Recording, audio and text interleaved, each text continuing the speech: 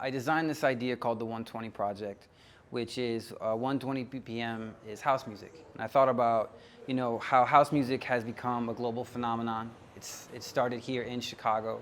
And then on the flip side, Chicago's known for improvisation. So I thought, well, let's bring together live musicians with house music. So we already did the 120 Project, kind of the global version, where we had a house DJ spinning original beats and global musicians playing, vina, which is a cousin of a sitar, accordion, singing Italian songs, singing Bosnian songs. Everything was improvised. And so then, as a part of the series, I decided to take it to Bronzeville, a historic black neighborhood in Chicago that has a lot of amazing musical and cultural history. And I teamed up with Sam Trump as part of the Bronzeville incubator space. I called Lee Farmer. I said, hey man, I have this idea. He's like, oh, you should get Vick Lavender on it. And then I called Corey Wilkes and brought him in on it. And that's what's gonna happen. Tonight's gonna be a completely improvised set with original grooves and beats from Vick Lavender, and then Corey Wilkes, Junius, Paul, and Justin Dillard will be performing over his music.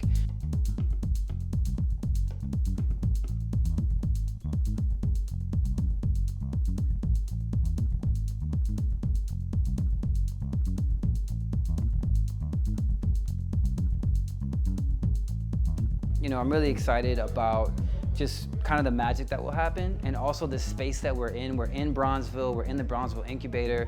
This is the Black Wall Street pop-up gallery, which is honoring Black Wall Street and also looking at the future of Chicago and black businesses. And this is a community event that is here to support all the amazing things happening in Chicago. My name is Vick Lavender, and I'm an independent record label owner and an independent artist. Today, we're going to merge house with jazz improv. Basically, I'm going to do all the drum programming, and the guys are going to improv. It should be a really fun time, and it's also going to show people that house is a wide range of things. So with that being said, I'm looking forward to it, and I can't wait to get to it.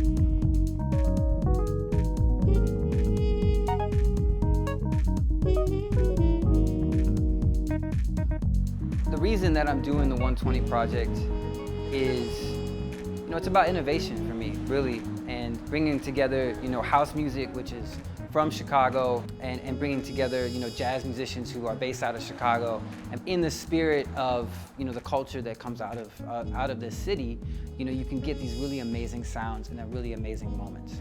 And I'm just kind of curious to see what happens. I get excited by improvisation. I get excited by, doing something that has never been done before. And then also just, hearing and watching wonderful musicians and creators do their thing. But in terms of them having rehearsed this or practiced it, that hasn't happened, right? They've basically been told this is the concept, come here and create. Especially being an organ player, a lot of times I have to play with organ, bass, keys, chords, do all the stops, volume pedal, all of that stuff. So when I'm playing with the DJ, I don't have to wear as many hats. They usually have the bass and the drums and maybe the chordal structure, and I can just float and maybe add a little color and do some soloing and stuff like that. So it's a lot easier, and it allows me to listen better so that I can add to the texture or take away in terms of subtracting my own presence.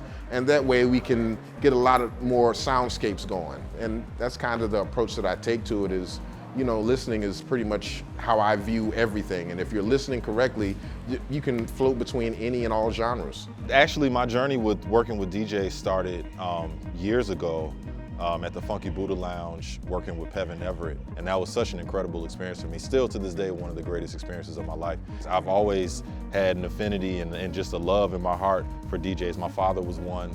And so I DJ a little bit, just a little bit myself, but just that fondness that I have for DJs has always been there. And so collaboration with DJs has always been something that's been near and dear to my heart. It was always a dance music. It's a club music, house music, and that's the intersection right there. Music that has similarities. There's so many jazz songs, like an Art Blakey song in particular called Ping Pong. It's like dot, dot, dot, dot, dot, dot, dot, dot, dot. That's all the way house music.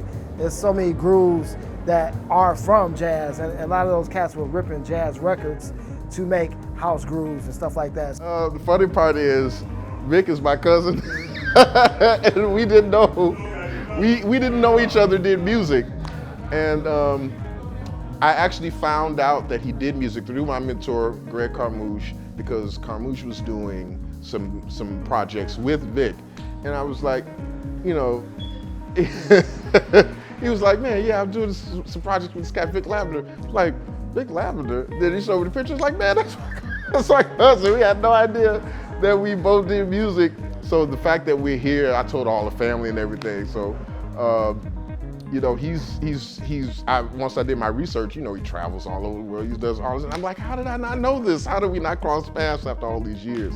So to be here doing this project with him is like, I can't wait. You know, it's just a family affair, and usually I'm the only West Sider on the set, so you know I got a little help today.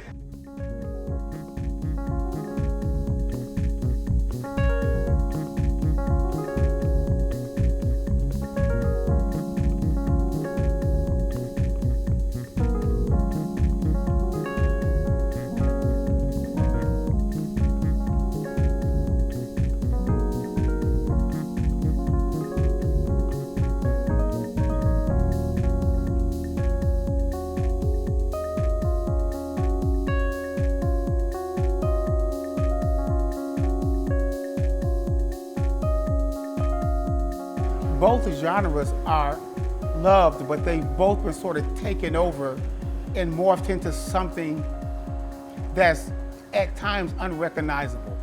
I think with house and jazz coming back in its purest form, you get to see two genres of music really join at the hip. In terms of popularity, both genres are loved worldwide. I grew up listening to Larry Heard. I grew up listening to Lil Louis, Marshall Jefferson, G.U., Ron Trent. But then, on the jazz aspect of it, grew up listening to Asmuth, Pat Metheny, Coltrane, Herbie Hancock, Johnny Hammond. So like you could see where the influences from both sides have influenced me to produce the type of music that I produce.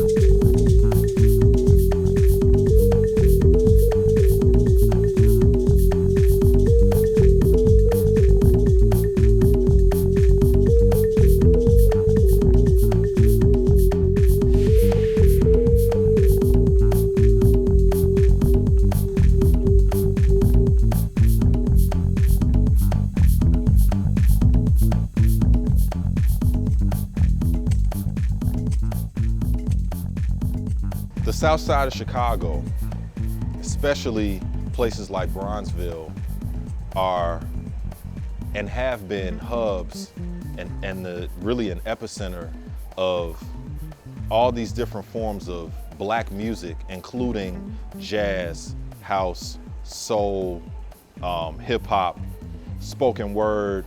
It's very important to have events like what we're doing today because it's keeping along the tradition, it's keeping these customs and culture alive. This is all American music, it's a part of our culture, and it's deeply rooted in black spaces, such as this, south side of Chicago and Bronzeville. It's very important to do it now and to keep it alive, but also to invite people in and create spaces where we can all gather in the name of music, love, fun, joy, commerce, and tradition. At its core, it is black music. Bronzeville is that. We had everybody from Nat King Cole here. You have so many iconic black artists here that it is definitely inspirational and a spiritual thing. I live probably a few blocks from here. So I am right in it. And when I'm producing music spiritually, like you can tell that there was something here and it's, and it's still here. I think it'll live on forever.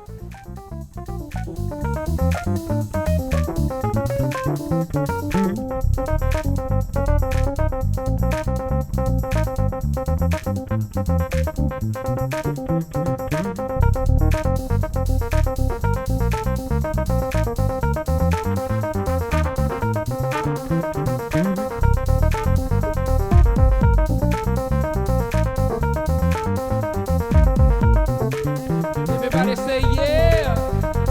Say yeah. Say oh yeah. Oh yeah. Say yeah. Say yeah. Oh yeah. Oh yeah. Woo! Y'all enjoy yourself tonight. Story7 presents the 120 Project. Make some noise for this.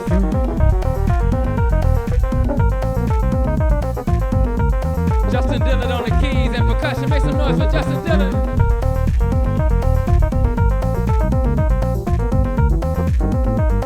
Junius Paul on the electronic bass and double bass.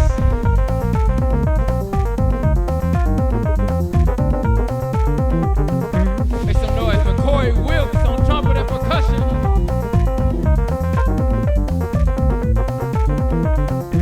Yours truly. Spinning the groove. Make some noise for Vick Lavender. Woo! Yeah. It's been a 120 project presented by Story7. Thank you all for being here tonight.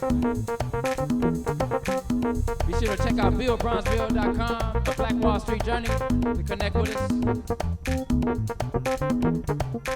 Much love, Chicago.